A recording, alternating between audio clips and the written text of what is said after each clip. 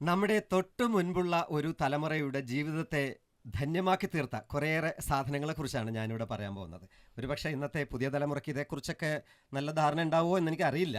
നല്ല ധാരണ ഇല്ലെങ്കിലും ഒരു ചെറിയൊരു ധാരണ നമുക്ക് എന്തായാലും കാണും. അത് ഒരു കുറച്ചെങ്കിലും സാധനങ്ങൾ ഫെമിലിയർ ആയിരിക്കും. നോക്കട്ടെ സാർ ഒന്ന് പറഞ്ഞു നോക്കൂ. ഓക്കെ, പത്തായം, പറ, നാഴി, നമ്മൾ ഈ തൈര് കെടാനുള്ള മത്ത്, അതുപോലെ നമ്മൾ കപ്പയൊക്കെ ഇളക്കാൻ ഉപയോഗിക്കുന്ന തുടുപ്പ്, അതുപോലെ തന്നെ ഉരല്, ഒലക്ക, അമ്മിക്കല്ല്, ആട്ടുകല്ല്, അതുപോലെ ചിക്കുപായ, ഇതേക്കുറിച്ച് കേട്ടിട്ടുണ്ട്. കേട്ടിട്ടുണ്ട്. ഇതിൽ ചിലതൊക്കെ നമ്മൾ കേൾക്കുകയും അല്ലെങ്കിൽ ചിലതൊക്കെ കാണുകയും ചില സാധനങ്ങളൊക്കെ ഉപയോഗിക്കുകയൊക്കെ ചെയ്യുന്നുണ്ട്. നാഴിയൊക്കെ എന്റെ വീട്ടിൽ ഇപ്പോഴും അരി അളക്കാനൊക്കെ നാഴി തന്നെയാണ് അരി എടുക്കാനായിട്ട് ഉപയോഗിക്കുന്നത്. പലപ്പോഴും നമ്മൾ ഇതൊക്കെ പഴഞ്ചനാണെന്ന് പറഞ്ഞ് മാറ്റി പഴഞ്ചനാണ് എന്നൊരു ടാഗ് ഉണ്ട്.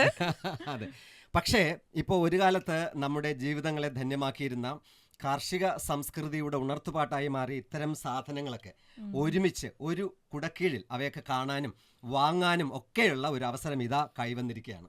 പാക്കിൽ സംക്രമ വിപണി നടക്കുകയാണ്. അതെ, കോട്ടയത്താണ്, നമ്മുടെ തൊട്ടടുത്താണ്. കോട്ടയത്ത് നിന്ന് കേവലം 3 കിലോമീറ്റർ മാറിയാൽ ഈ പാക്കിൽ എന്ന് പറയുന്ന ഗ്രാമത്തിലെത്താം. അവിടെയാണ് ഈ പാക്കിൽ സംക്രമ വാണിഭം നടക്കുന്നത്. ഈ വാണിഭം ആരംഭിച്ചിട്ടുള്ളത് ഈ ഒരു കർക്കിടക മാസം സ്പെഷ്യൽ ആയിട്ടാണ്. കർക്കിടക മാസത്തിലാണ് എല്ലാ വർഷവും ഇത് ഒരു നാട്ടുചന്തയായിട്ട് നടത്തി വരാറുള്ളത് അല്ലേ? ഒരു മാസം, കർക്കിടക മാസത്തിലെ ഒരു മാസക്കാലം നിൽക്കുന്നതാണ്. അത് നമ്മുടെ കൃഷിക്ക് ആവശ്യമായിട്ടുള്ള വിത്ത്, വളം, കൂന്താലി, മൺവെട്ടി, അങ്ങനെ തുടങ്ങിയ എല്ലാ സാധനങ്ങളും, മുറം, വട്ടി, കൊട്ട എല്ലാം അവിടെ കിട്ടും, വാങ്ങിക്കാൻ കിട്ടും. അതെ, നമ്മുടെ ഗാന്ധിജിയൊക്കെ പറഞ്ഞിട്ടുള്ള പോലെ ഇന്ത്യയുടെ ആത്മാവുള്ളത് ഗ്രാമങ്ങളിൽ തന്നെയാണ്.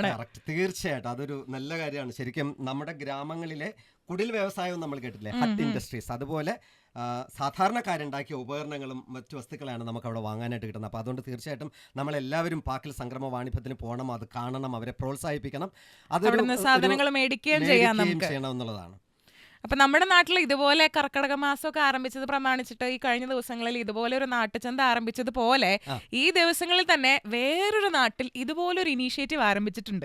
അതെവിടെയാണ്?